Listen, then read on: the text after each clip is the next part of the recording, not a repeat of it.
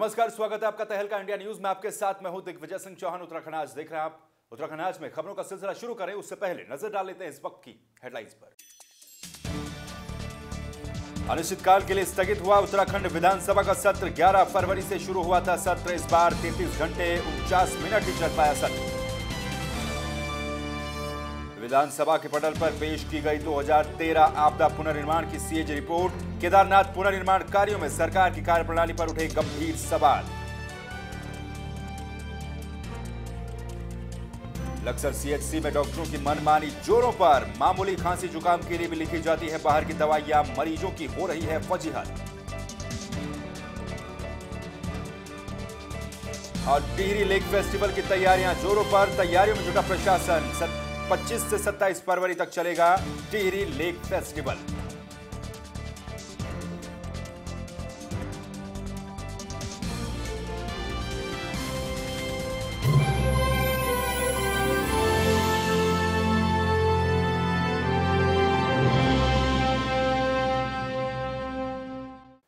फरवरी से उत्तराखंड विधानसभा का बजट सत्र शुरू हुआ था और यह सत्र अब अनिश्चितकाल के लिए स्थगित कर दिया गया, यानी कि सत्र समाप्त हो चुका है। और इस सत्र की जानकारी देते हुए विधानसभा अध्यक्ष प्रेमचंद अग्रवाल ने मीडिया को कहा कि इस सत्र के लिए सभी सदस्यों का धन्यवाद दिया गया है। इसके साथ ही इस बार सत्र में कई तरह के विधेयक उठे, कई तरह की चर्चाएं की गई, कई सवाल उठे जिन पर विधानसभा अध्यक्ष प्रेमचंद अग्रवाल ने जानकारी दी है।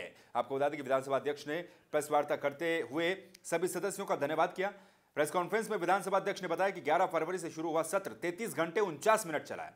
नियम 300 के अंतर्गत 112 सूचनाएं प्राप्त हुई, जिसमें 29 स्वीकृत और 27 सूचनाएं ध्यानाकर्षण के लिए रखी गई थी।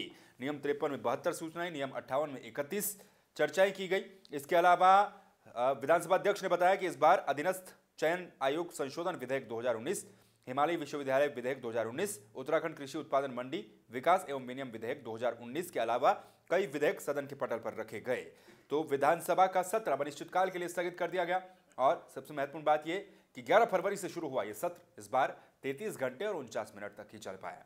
नियम 300 के तहत 112 सूचनाएं आई जिन पर चर्चा की गई, 29 को इनमें स्वीकृत किया गया था। तो इसके अलावा कई सवाल उठे, कई बातों पर चर्चाएं की गई और जो विधेयक हमने आपको बताए हैं वो विधेयक इस बार सदन के पटल पर रखे और पारित हुए।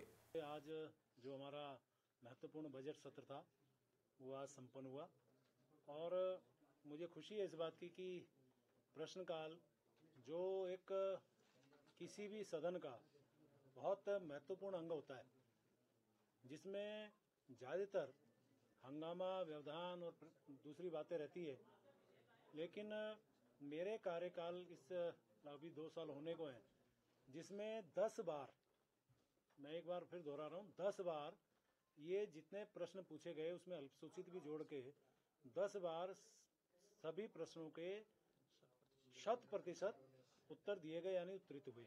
ये मेरे लिए बहुत संतोष की बात है और शायद उत्तराखंड के इतिहास में ये पहली बार हो रहा है।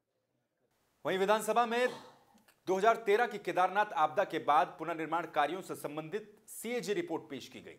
इस सीएजी रिपोर्ट में सरकार की कार्यप्रणाली पर भी गंभीर सवाल उठे हैं।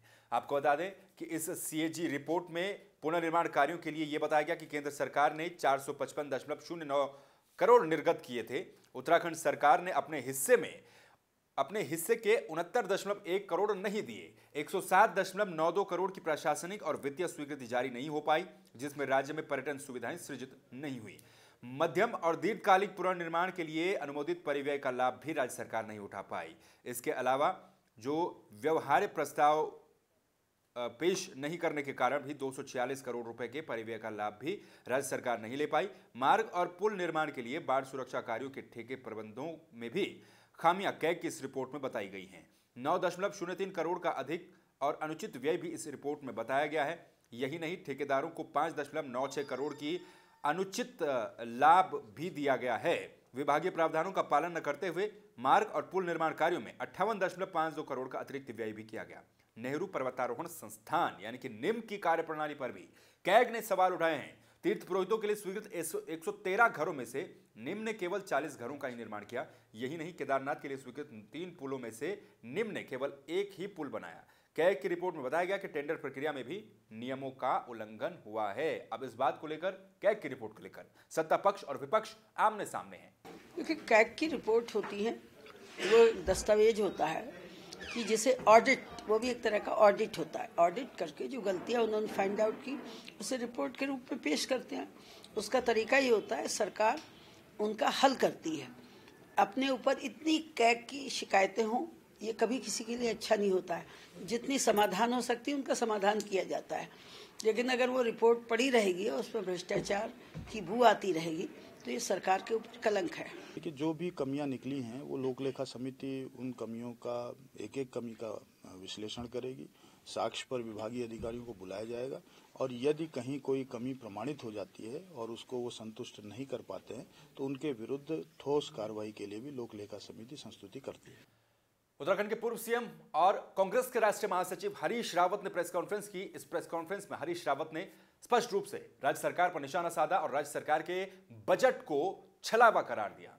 क्या कुछ कह रहे हैं, उनसे बातचीत की हमारे स्टेट हेड उत्तराखंड वकील अहमद। सूबे के पूर्व मुख्यमंत्री आज मेरे साथ मौजूद हैं। हाल ही में प्रेस वार्ता भी की है। मौजूदा हालात इस वक्त मुल्क के क्या हैं, क्योंकि आगे लोकसभा चुनाव भी आने वाला है। सर, सबसे पहले स्वागत है आपका। सर, क्या कुछ लगता है जिस तरीके से 2019 का चुनाव भी आने वाला है और मुल्क के हालात, अगर हम बात करें किसानों की करें, अपने जवानों की करें, नारा भी दिया जाता है। देश बदलाव का मूड बना चुका है, मन बना चुका है और उत्तर प्रदेश में प्रियंका जी के सक्रिय रूप से राहुल जी की टीम में जुड़ जाने के बाद अब ये हवा और प्रबल हो जाएगी बदलाव की, और बदलाव के नेता, बदलाव के प्रेरक, बदलाव के केंद्र बिंदु राहुल गांधी जी। क्या लगता है कि उत्तराखंड में जब है ना, अभी हाल ही में विधानसभा में बजट भी पास हुआ है, उसको किस नज़रिए से आप देखते हैं यहाँ की जनता के लिए? ये बिल्कुल फेल्ड बजट है, निराशाजनक बजट है। चलिए, साफ तौर से कहना है कि जो बजट है बिल्कुल फेल है, निराशाजनक है। अब देखने वाली बात ये होगी कि आगे आने वाले वक्त में किस तरीके के कांग्रेस जो है ना प्रदर्शन कर पाती है। कैमरा पर्सन आरपी सिंह के साथ मैं वकील अहमद, तहलका इंडिया न्यूज़, देहरादून। वहीं स्वामी हंसदेवाचार्य का निधन एक सड़क हादसे के दौरान हो गया। आपको बता दें कि उनके निधन की खबर के बाद से हरिद्वार के साधु संतों में शोक का माहौल है, गम का माहौल है। हरिद्वार स्थित उनके आश्रम पर लगातार साधु संतों की भीड़ लग रही है। आपको बता दें कि स्वामी हंसदेवाचार्य महाराज सड़क दुर्घटना में उन्नाव लखनऊ के पास ये सड़क हादसा हुआ जिसमें उनकी मृत्यु हो गई। स्वामी के निधन की खबर मिलते ही पूरे हरिद्वार में साधु संत उनसे आश्रम पर पहुंचने लगे। और आपको ये भी बता दें कि स्वामी हंसदेवाचार्य विश्व हिंदू परिषद के एक महत्वपूर्ण संतों में से एक माने जाते थे। इसके अलावा स्वामी हंसदेवाचार्य के निधन पर साधु संतों का कहना है कि ये एक अपूर्णीय क्षति है। स्वामी हंसदेवाचार्य महाराज ने एक नई दिशा दिखाने का काम भी समाज को किया। वहीं केंद्रीय मंत्री नितिन गडकरी की घोषणा के बाद से ही हरिद्वार के कई क्षेत्रों में राजनीति भी अब तेज होती जा रही है। एक तरफ केंद्रीय मंत्री नितिन गडकरी ने यहां पर महत्वपूर्ण घोषणा की, तो अब इस घोषणा का क्रेडिट लेने की होड़ यहां पर मचती हुई नजर आ रही है। रुड़की का पिछड़ा क्षेत्र अब विकास से वंचित नहीं रहेगा। नितिन गडकरी ने धनौरी से इकबालपुर तक गंगा नहर से सिंचाई नहर के निर्माण के लिए भले ही करोड़ों की घोषणा कर दी हो, लेकिन अब नेता ही इसका श्रेय लेने में जुट गए हैं। एक तरफ ज्वालापुर से बीजेपी विधायक सुरेश राठौड़ इसे अपना ड्रीम प्रोजेक्ट बता रहे हैं, वहीं आनंद फानन में सीएम के सलाहकार डॉक्टर नरेंद्र सिंह ने रुड़की पहुंचकर प्रेस कॉन्फ्रेंस कर इसे अपनी कामयाबी बताया। उन्होंने दावा किया कि उत्तराखंड सरकार और वो इससे लंबे समय से इसके लिए प्रयास कर रहे थे। उन्होंने उत्तराखंड सरकार की इसे बड़ी कामयाबी बताया है। 11 करोड़ की लागत से इकबालपुर नहर से पूरे हरिद्वार के समूचे घाट क्षेत्र को फायदा मिलेगा। गौरतलब है कि सीएम के सलाहकार ठाकुर नरेंद्र सिंह हरिद्वार सीट पर बीजेपी से लोकसभा चुनाव की तैयारी में जुटे हुए हैं। विधायक के ड्रीम प्रोजेक्ट पर वो अपना दावा करने से भी पीछे नहीं रहे। भले ही सरकार ने अभी तक जहरीली शराब के मृतक परिवारों को मुआवजा नहीं दिया हो, लेकिन सरकार के ड्रीम प्रोजेक्ट पर राजनीति अब होने लगी है। जो इस क्षेत्र में जो हम ग्रे एरिया कहते हैं, इसे वाटर टेबल के हिसाब से ग्रे एरिया है जहां हम रहते हैं, तो वहां पे पानी की आने वाले दिनों में अगर आप देखें, अभी हमारा चल रहा है लगभग 2030 के आसपास से इतना बड़ा पानी का क्राइसिस होने वाला है। तो उस चीज़ को देखते हुए एक नहर का प्रोजेक्ट तो बहुत पहले से चल रहा था, लेकिन अब हम इसे सफल हो पाए हैं। अब इसे हम लागू कर रहे हैं और ये घोषणा हो चुकी है और इसका पैसा वगैरह आप देखें, वो तो एक कार्यकर्ता है, तो सरकार के प्रोजेक्ट होते हैं, किसी इंडिविजुअल के नहीं होते। और उनका भी उसमें अगर उन्होंने किया है तो वो तो क्षेत्र के लिए अच्छी बात है, उनका योगदान भी सराहनीय है।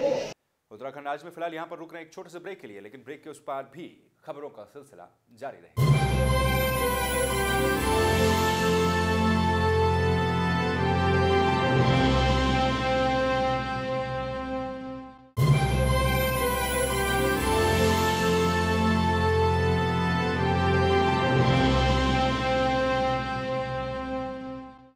ब्रेक के बाद एक बार फिर से आपका स्वागत है। अगली खबर का रुख कर लेते हैं।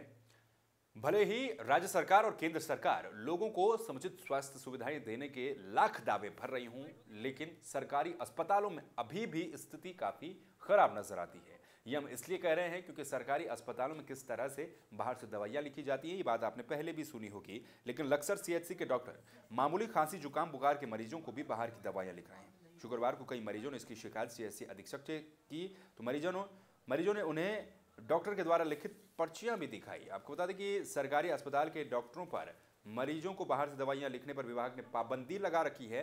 किसी वजह से अगर अस्पताल में जरूरी दवाई नहीं है तो अस्पताल परिसर में बने जन औषधि केंद्र की दवाइयां लिखी जा सकती हैं। इसके बावजूद लक्सर सीएचसी के डॉक्टर खांसी जुकाम और बुखार जैसी आम बीमारियों के लिए भी मरीजों के लिए बाहर की दवाइयां लिख रहे हैं। शुक्रवार को सिकंदरपुर में बुखार होने पर आई एक मरीज ने ये पर्ची दिखाई, जहां पर डॉक्टर ने उसे बाहर की दवाइयां लिखी। सिर में दर्द की शिकायत पर मुंडाखेड़ा कला से आए रईस और हाथ दर्द का इलाज कराने सुल्तानपुर से आए शमशीद को भी बाहर की दवाइयां लिखी गई। टिहरी कोटी कॉलोनी के पास होने वाले टिहरी लेक फेस्टिवल की तैयारियां इन दिनों जोरों पर चल रही हैं। आपको बता दें कि यहां पर यह लेक फेस्टिवल काफी प्रसिद्ध हो चुका है और इस लेक फेस्टिवल की तैयारियों में शासन प्रशासन पूरी तरीके से जुटा हुआ है। अब इन्हीं तैयारियों के चलते 25 फरवरी से और 27 फरवरी तक लेक फेस्टिवल यहां पर आयोजित किया जा रहा है। मौसम और बारिश के खलल के बावजूद भी कोटी में टेंट लगाए जा रहे हैं। यहां पर सैलानियों के लिए टेंट कॉलोनी की तरह तैयार किए जा रहे हैं। महोत्सव में देश के विभिन्न प्रदेशों से आने वाले व्यापारियों के लिए स्टॉल लगभग तैयार किए जा चुके हैं। एक बड़े से टेंट में सांस्कृतिक कार्यक्रम आयोजित किए जाएंगे। इसके अलावा इसमें स्थानीय सहित नामी ग्रामी कलाकार अपनी प्रस्तुतियां देंगे। मेले का आयोजन का जिम्मा देख रहे टिहरी के एसडीएम रविंद्र जवाठा ने कहा कि इस बार साहसी खेलों का आयोजन भी बड़े स्तर पर होगा, जहां लोग झील में नौकायन तो आकाश में पैराग्लाइडिंग जैसे करतबों का आनंद ले पाएंगे।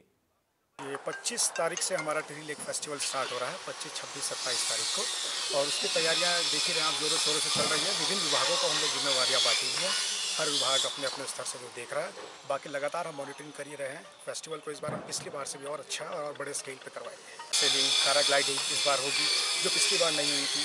बाकी आप देख ही रहे हैं इस बार स्तर हमने और बड़ा कर दिया है, टेंट्स हमने और अच्छा मंगवाया। और अब आपको दिखाते हैं कि पाकिस्तान के खिलाफ लोगों में गुस्सा कितना ज्यादा है। आपको बता दें, पुलवामा हमले के बाद से ही देश भर में पाकिस्तान के खिलाफ विरोध प्रदर्शनों का दौर जारी है। लोग अपने अपने तरीके से पाकिस्तान के खिलाफ अपना विरोध प्रदर्शन जता रहे हैं। इसी सिलसिले में हल्द्वानी में भी एक नमूना दिखा, जहां पर 2 सगे भाइयों ने, जो कि पूर्व में भारतीय फौज में अपनी सेवाएं दे चुके हैं और अब रिटायरमेंट के बाद हल्द्वानी के डहेरिया क्षेत्र में अपनी एक दुकान चलाते हैं। बड़े भाई प्रमोद जोशी ने अपना गुस्सा पाकिस्तान पर जाहिर करने के लिए दुकान की डस्टबिन पर ही पाकिस्तान मुर्दाबाद लिख दिया और उसी डस्टबिन में अपनी दुकान का सारा कूड़ा भी फेंकते हैं। और जब बड़ा भाई कुछ ऐसा करे तो छोटा भाई गिरीश भी भला कैसे पीछे रह सकता था, तो वो भी 2 कदम आगे निकला और लिख दिया कि बोलो पाकिस्तान मुर्दाबाद और 10% का पाओ भारी डिस्काउंट। यानी कि यहां पर पाकिस्तान मुर्दाबाद बोलने पर 10% का डिस्काउंट दिया जा रहा है। तो इस बात से आप अंदाजा लगा सकते हैं कि पाकिस्तान के खिलाफ किस तरह की नाराजगी अभी भी देश भर में दिख रही है और लोग किस तरह से पाकिस्तान का विरोध कर रहे हैं। डस्टबिन जो पाकिस्तान मुर्दाबाद के नारे जो मैंने जो बोर्ड लगा रखा है वो इस कारण से लगा रखा है कि जितनी भी ये इन्फिल्ट्रेशन हो रही है ये पाकिस्तान जो सरकार है, पाकिस्तान सरकार के सपोर्ट से हो रही है। इस कारण पाकिस्तान का नाम उसमें लिखा गया है और हमारे देश के जो नागरिक हैं उनमें बहुत आक्रोश है। हम प्रधानमंत्री नरेंद्र मोदी जी से आग्रह करते हैं कि वे एक ठोस डिसीजन लें जिससे कि आगे आने वाली जनता को, जो हमारे देश की जनता है, उसे पता लगे कि कोई प्रधानमंत्री हमने चुन के जो देश को भेजा था।